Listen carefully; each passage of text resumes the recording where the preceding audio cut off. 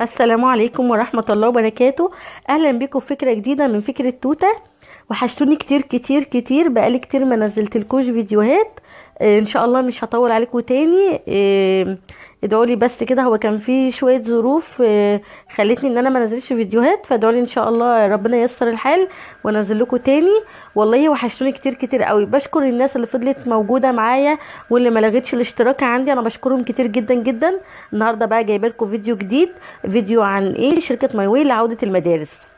عودة المدارس يا جماعة، جايبه لنا سندوتشات لذيذة كده ومغذية للمدرسة، وكب كيك وبرجر وكيكات وحاجات كتيرة جدا جدا جدا، ومشروبات سخنة ومشروبات باردة. جايبه لنا كمان مطهرات، عشان طبعا ولادنا راجعين المدرسة فلازم يبقى معاهم ازازة مطهر معاهم في شنطتهم. طبعا بيبقى في ولاد داخله وولاد خارجه، وعايزين نحاول يعني نحافظ شويه عليهم. في المطهر ده جميل جدا جدا، اللي هو مطهر حمايه، وكل الحاجات دي حلوه انا جربتها. وعندنا كمان هنلاقي بقى اسبريهات، برفانات، هنلاقي كريمات، حمامات كريم، شامبو، شاور. البرفانات والاسبريهات عشان الجو طبعا. وعندنا خلطات كتيرة جدا جدا جدا للأكل. وعندنا الباور ده بتاع البوتاجاز ده تحفة قوي، وبرفان تندر ده تحفة برضو جميل.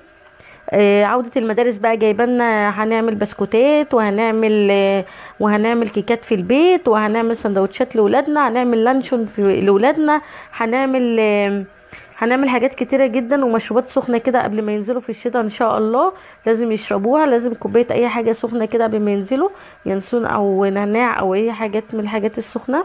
عندنا بينك ده حلو قوي قوي، اللي هو برفان بينك باللوشن بتاعه نازل. الشاورهات والكريمات والبرفانات وحمامات الكريم انا جربتها، والباور بتاع البوتاجاز والباور بتاع التلاجات ده حلو قوي قوي برضو جربته. وعندنا حاجات للاطفال حلوة قوي، اللي هو عبارة عن شاور وشامبو وكريم.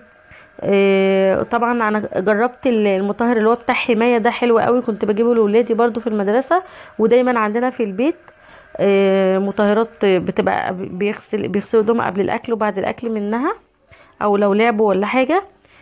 طبعا في بقى ميك اب وفي حاجات من دي. عايزاكم بقى تتفرجوا عليه. وطبعا ماي واي دي موجوده في كل مكان، في محافظات كتيره جدا جدا، في كل المحافظات في مصر، وموجوده كمان في دول عربيه كتيره. وعندنا برضو المعطرات دي حلوه قوي، والحاجات الحلوه دي جميله وسهله وسريعه ومش مكلفه وما بتاخدش وقت معانا. انا جربت معظم الحاجات دي كلها كويسه جدا، مش مكلفه خالص ورخيصه وبتطلع طعمها حلو كده وبتطلع حلوه. طبعا بقى معانا حاجات حلوة، ومعانا منظفات، معانا توابل، معانا تتبيلات، معانا حاجات كتيرة قوي. عايزاكم تتفرجوا بقى عليه للآخر، وان شاء الله هيعجبكم. وطبعا ماي واي ده في كل محافظة، وفي كل محافظة في كذا مكان، يعني مش في مكان واحد. هي حاجته رخيصة والله، مش غالية، وفي نفس الوقت نظيفة. يعني انا جربت حاجات ياما.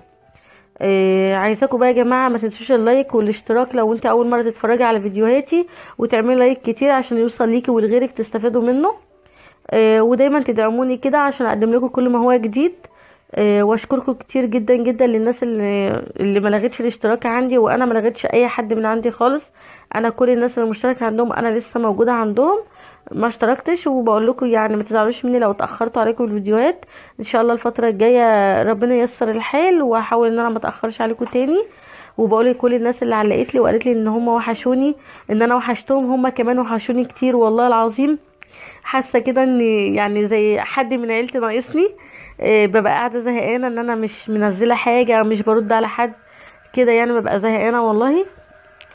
فان شاء الله الفتره الجايه مش هتاخر عليكم تاني، واشوفكم على خير في فيديو جديد. والسلام عليكم ورحمه الله وبركاته.